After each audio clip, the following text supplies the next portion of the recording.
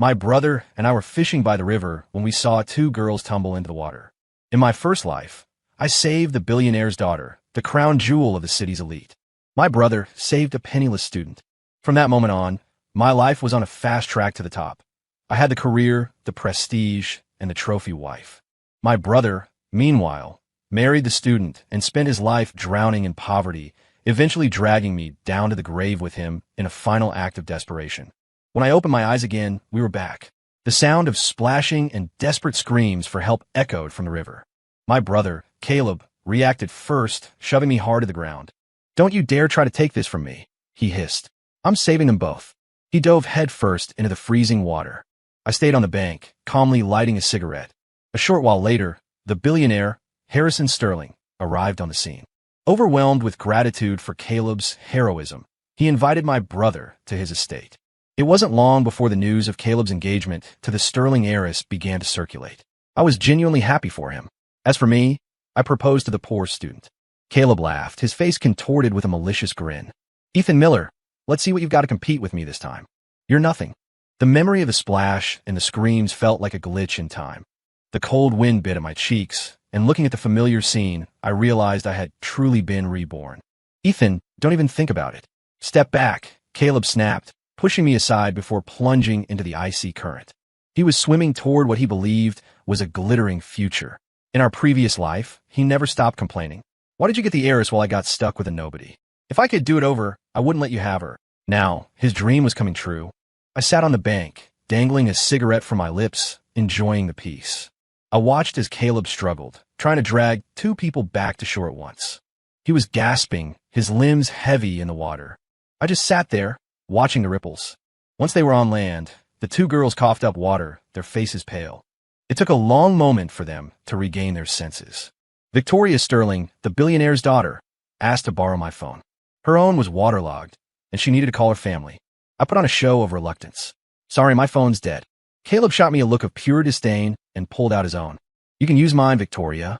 Victoria looked at me with a strange expression.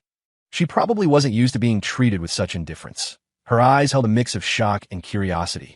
She brushed her damp hair back, revealing a striking profile. I had to admit, Victoria was beautiful, but I felt absolutely nothing for her. The other girl, Maya, asked for my phone, and I handed it to her without a word. When the Sterling family's Bentley pulled up, Caleb's eyes practically turned red with greed. Before they could even offer their thanks, he was waving his hands dismissively, playing the humble servant. "It was nothing, really. Don't mention it." He followed it up with a theatrical cough to emphasize his struggle. Harrison Sterling insisted on taking Caleb out for a lavish dinner. After some token resistance, Caleb hopped into the Bentley. Later that night, he sent me a message. "Get ready to watch me climb the ladder, Ethan. You can have the charity case. Enjoy the gutter. It's where you belong." I replied calmly, "Congratulations." He had no idea how thrilled I was. Being rid of Victoria Sterling was the greatest gift this new life could offer. Maya stared at me for a long time after the chaos died down. Out of the kindness of my heart, I offered to walk her home. I knew Caleb was the one she felt she owed, but she still insisted on making me a meal to show her appreciation. She cooked a simple fish stew in an old-fashioned rustic kitchen, using the small fish I'd caught earlier. Maya's family was clearly struggling, but I knew her character. In my last life, Caleb was constantly hounding me for money, and Maya was always the one who looked ashamed, working double shifts to pay off his mounting debts. Before I died, I often wondered what life would have been like if I had married a woman like her. While Caleb sent me photos of mansions, luxury cars, and the royal treatment he was receiving at the Sterling estate, I sat in Maya's quiet home. I could practically see his smug face through the screen. In truth, I'd always had a soft spot for Maya. She was gentle and kind, exactly my type. In my last life, I'd saved the wrong person by a twist of fate. I wasn't going to let the opportunity slip away again. After finishing the stew, I set my spoon down and looked at her. "Do you have a boyfriend? If not, what do you think of me?" "What?" Maya's eyes widened. She clearly hadn't expected such a blunt question. I knew I was being abrupt, but I'd felt her kindness throughout our entire previous life. Even now, in this brief time together, I could tell she didn't dislike me. There was a natural comfort between us. After dinner, Maya said she wanted to show me something. I followed her, curious about where a poor student could possibly lead me. We stopped in front of a massive, gated estate. "My parents live here," she said softly. I was stunned. "Is this your house?" Yes, I've lived here since I was a child. I stared at the sprawling grounds. The gardens were meticulously landscaped, spanning what looked like several acres. It was the kind of property I could work 10 lifetimes and never afford. Yet, looking at her modest clothes and remembering her struggles in my previous life, nothing made sense. Why did she seem so destitute before? The image of Maya from my past life flashed before my eyes. Tired, worn out, heartbreakingly fragile. She had spent all her time caring for Caleb, who was always ill, while working low-wage hourly jobs because she couldn't balance a career with his demands. Everyone who knew her felt sorry for her. Driven by curiosity, I followed her inside. Her parents, Arthur and Eleanor Rivers, were clearly people of substance and breeding. On the way in, Maya whispered that her family wanted her to bring any potential suitor home for inspection before things got serious. I understood the protocol, but I was surprised by how quickly she had accepted me. I almost asked, "Aren't you afraid I'm a bad guy?" Throughout the meal, a question nagged at me. Why hadn't she used her family's wealth to help herself and Caleb in the last life? The struggle had been real. It wasn't an act. I noticed Arthur and Eleanor looked troubled. Then, I saw a landscape painting on the wall that made my heart stop. I remembered seeing that very painting on the news. It was a famous piece donated to a museum when the Rivers Corporation went into foreclosure. Wait, Rivers? Was Maya's family the Rivers family of the Rivers conglomerate? After dinner, while walking in the garden, I asked for her father's full name. Arthur Rivers. Why? Maya tilted her head. Are your parents in some kind of trouble? I asked directly. Maya bit her lip, looking conflicted. It's okay, I said quickly. You don't have to tell me. I want to help if I can. Actually, she began, her eyes welling up. If you hadn't asked, I might have had to ask you for a favor. My parents' business is facing a massive crisis. If something happens, they're worried about what will happen to me. They want to see me settled, married to someone they can trust, so they can have peace of mind. It all clicked. In our previous life, by the time Maya was with Caleb, the company must have already collapsed. I took you to the old farmhouse first because I want to see if you'd judge me for being poor, she admitted, her voice trembling. I wanted someone who chose me for who I am, not what I have. That's why I didn't say anything about the house. I didn't blame her. None of that mattered to me. I looked her in the eye. You're right to be careful.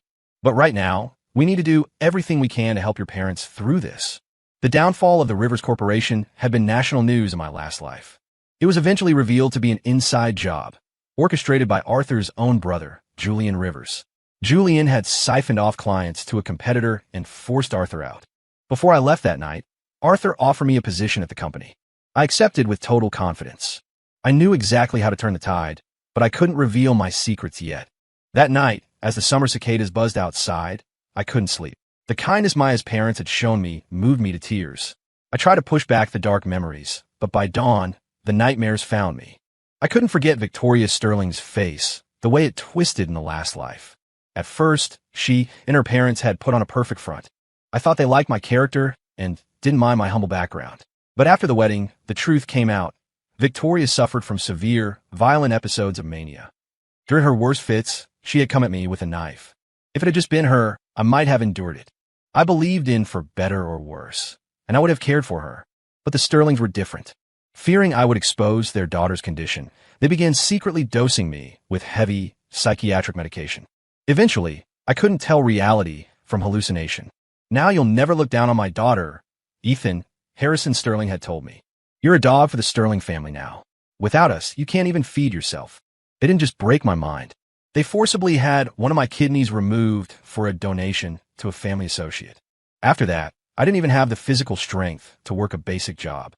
I couldn't run a block without gasping for air. They looked at me like I was a broken toy. And Victoria, protected by her parents, physically abused me whenever she was displeased while their security detail looked on or joined in. But that was over now. The next morning, I arrived at the Rivers Corporation headquarters. A massive crowd was gathered at the gates. I pushed through the throng to see a man screaming at the top of his lungs. If Rivers won't pay us, we're taking him to the Department of Labor. Yeah, stop stealing our hard-earned money. I looked up at a high-floor window and caught a glimpse of Julian Rivers' cold, calculating face. It was obvious he was the one pulling the strings. I stepped into the crowd and started shouting along with them. Give us our money. Then I shifted gears, acting like a concerned new hire. Listen, I'm Mr. Rivers' new assistant. It's my first day. If you trust me, I'll go up there and demand the payroll myself. I don't want to lose my job because the company folded on day one. We all need that paycheck. The workers looked at each other. They couldn't get a meeting with Arthur Rivers, so they were just venting their rage at the bricks and mortar. My suggestion gave them a focal point. All right, kid, you go in as our rep. Ask him when the hell we're getting paid. I nodded. Leave it to me. Just stay calm, so I can get a word in. I promise I'll get you an answer. They were happy to let someone else take the risk of being the whistleblower. I sprinted up to the top floor. In a massive corner office, Arthur Rivers sat facing the window. I knew things were bad, but the reality was worse. This strike was the beginning of the end. In the previous life, the total work stoppage led to a collapse of operations, and a sudden liquidity crisis finished them off. The internet had been flooded with posts painting Arthur as a corporate monster who abused his staff.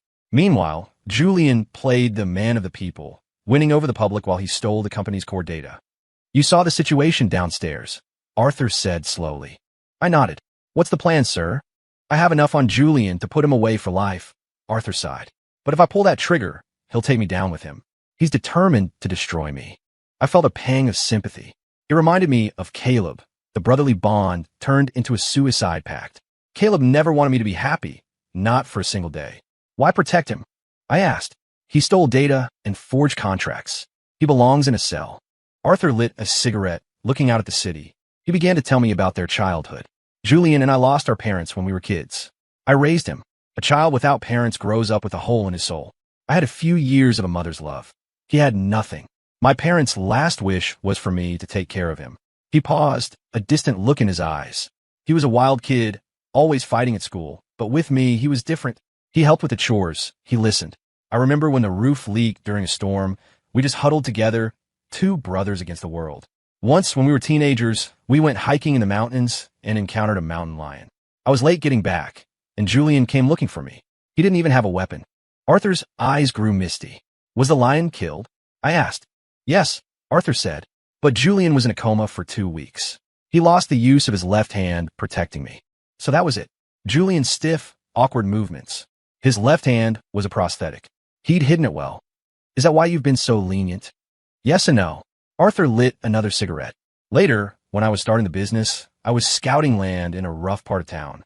I got into a dispute with some locals who were trying to shake me down. One of them pulled a knife. Julian didn't hesitate. He threw himself in front of me. He took the blade and then told them that if they wanted to change the deal, they'd have to kill him first. He scared them so much they backed off. Arthur sighed heavily. He helped me build this empire. I know his wife is the one whispering in his ear, pushing him to take it all. If he wants the company that badly, I'm almost tempted to just give it to him. He wanted to save his brother by surrendering. But I knew Julian wouldn't just take it. He would run into the ground. In the previous life, after Arthur disappeared, Julian took over, but the board was a shark tank. He lasted less than 3 months before he was ousted and ruined. There was a knock at the door. It was Maya. She had brought lunch for her father and asked if there was any way out of the mess. Arthur was silent. I could tell he was still holding something back. As Maya and I left the building, I turned to her. Would you be okay with us getting married? Right now? Now? Yes. If we marry, your father can transfer his controlling interest to me as a family member. It takes the target off his back and stops the moral blackmail from Julian.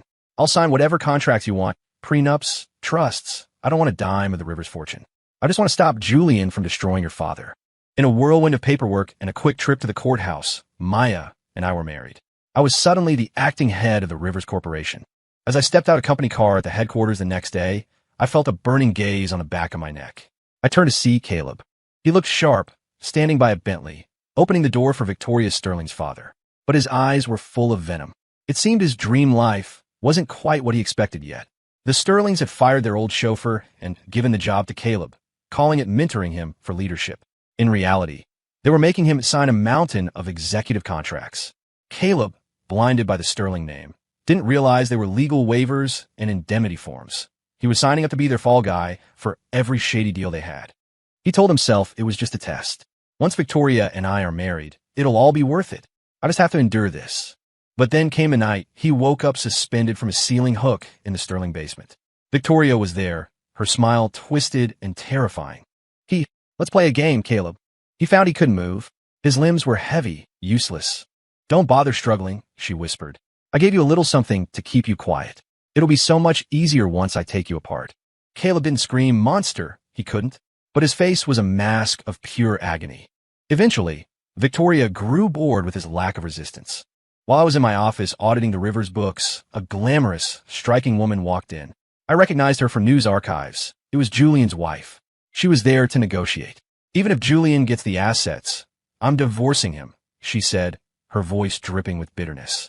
Don't you wonder why these two brothers are so obsessed with destroying and saving each other? I held my breath. 20 years ago, I was supposed to marry Arthur. We were engaged. Then Arthur found out his brother was in love with me, so he called off the wedding. I was already pregnant. How could I not hate him? All these years, it was only after our child passed away that he decided he owed me compensation. He asked what I wanted. I told him I wanted his company. She laughed, a harsh, jagged sound. And then I told Julian I wanted everything Arthur owned. These two old men, only at the end of their lives will they realize the person they hurt most was me. I handed her a tissue. You don't actually want the company, I said. You just want to watch them tear each other apart. Yes, she spat. They ruined my life. I remembered her soul from my previous life, haunting the edges of my memory, a woman who couldn't move on, obsessed with a debt that could never be paid. But she had it wrong. Arthur hadn't abandoned her out of coldness. He had discovered she was already carrying Julian's child before the engagement. It was Julian she had loved first. But when she saw Arthur's potential, she shifted her sights. Arthur only found out the truth about her and his brother later and stepped aside to let Julian have her. Before Julian's suicide in the last life, he had told her the truth. Arthur never meant to hurt you. He kept your secret to protect your reputation. He gave us everything because he felt he owed us a life. I looked at the woman before me, blinded by decades of misplaced rage. Should I tell her? How could I? Arthur arrived a few minutes later. The veil was finally ready to be lifted. As I left the room to give them privacy, I whispered one thing to her. Mr. Rivers knew everything back then. He chose to be the villain, so you wouldn't have to be. I met Maya for coffee later. She was clutching a French textbook. Her dream was to study art in Paris. It was my dream, too, to study design. I was grateful for the trust the Rivers family put in me, but my heart wasn't in corporate warfare. As Maya and I shared our designs and sketches, we realized how much we had in common. We both loved the romantic, the quiet, the new. Across the street, a crowd gathered outside a luxury boutique. Victoria Sterling was on a shopping spree, tossing bags at Caleb. The sales clerks were fawning over him, making him feel like a king. For a moment, as he stood surrounded by bodyguards in his designer suit, he looked like he'd made it. Victoria could treat you like a god one minute and a stray dog the next. That night, Caleb sent me photos of his spoils. Vicky bought these for me today. Hundreds of thousands of dollars. You and Maya couldn't earn this in a lifetime. God, it's good to be rich. Then he went silent. He was starting to realize that Victoria's prodigy reputation was a fabrication. The Ivy League degrees, the artistic talent, all fake. She hadn't even finished high school because of her condition. The Sterlings had simply bought her a life of lies. And beneath the lies were darker secrets, rumors of people who had disappeared from their service. Caleb never imagined that a simple family dinner would become his execution. They toasted him, praised him, and pushed a glass of high-end whiskey into his hand. By midnight, he had lost his voice. Harrison Sterling looked at him with cold, dead eyes. Since you're a cripple now, you can forget about marrying my daughter. That's what happens to people who find out things they shouldn't. Caleb tried to scream that it wasn't his fault, that Victoria had dragged him to the basement and showed him the photos of the other guests who never left. But no sound came out. Victoria found me while I was wedding dress shopping with Maya. She had been stalking us.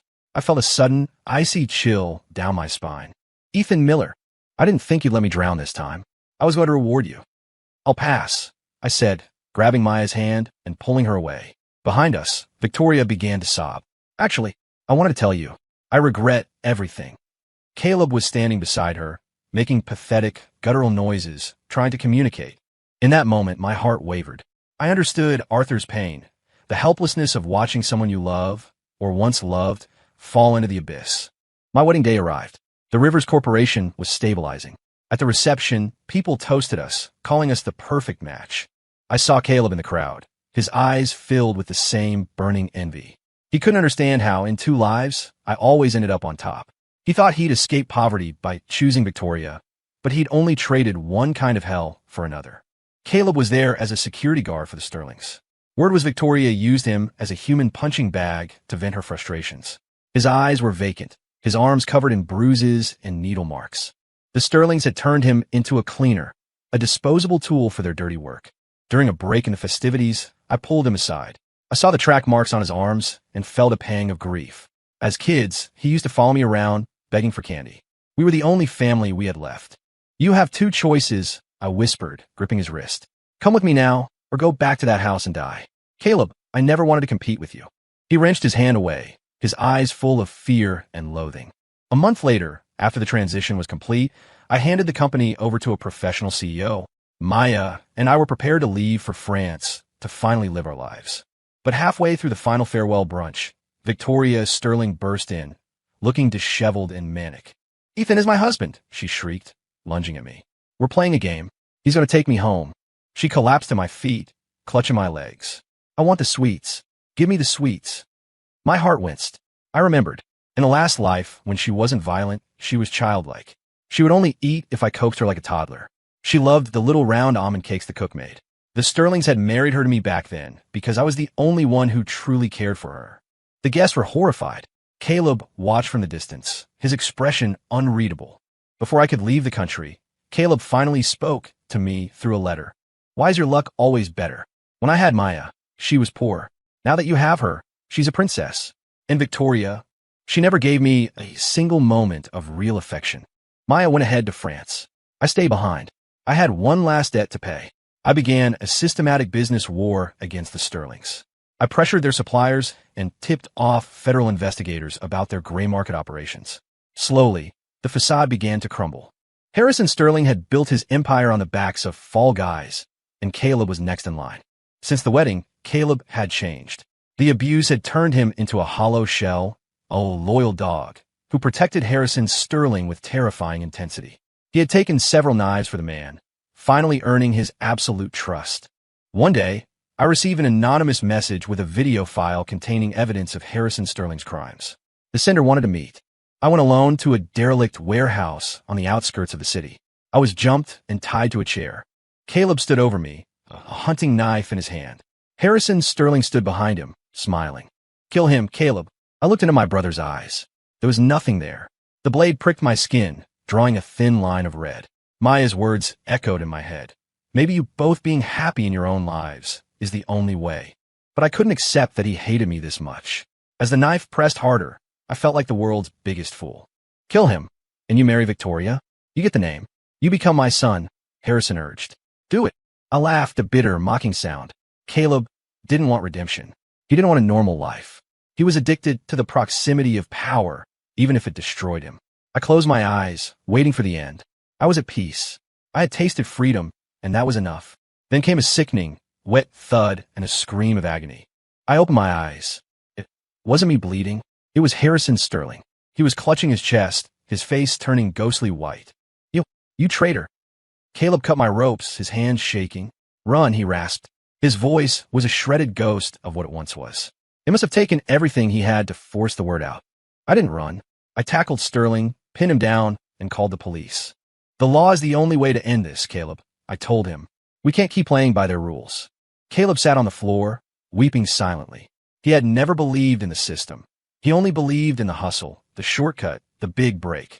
He never thought he could just be a man. When the police arrived, I handed over everything, the files, the videos, and Caleb's testimony. Caleb admitted he had been coerced into signing the indemnity contracts. Harrison Sterling was charged with a litany of federal crimes. With Caleb as the star witness, the conviction was a landslide. Harrison was sentenced to life. Caleb, for his role in the criminal enterprise and the assault on Sterling, was sentenced to 5 years. 5 years is nothing, I told him during a prison visit. It's a fresh start. Ethan, do you hate me? I shook my head. I'm done chasing ghosts, Caleb said, a small, genuine smile touching his lips. I just want to go back to the river and catch dragonflies.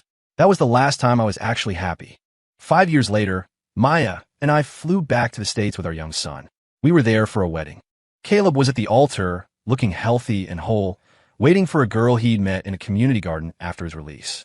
As I watched them, I realized that some paths are long and winding, but eventually, if you're lucky, they lead you home. Story complete.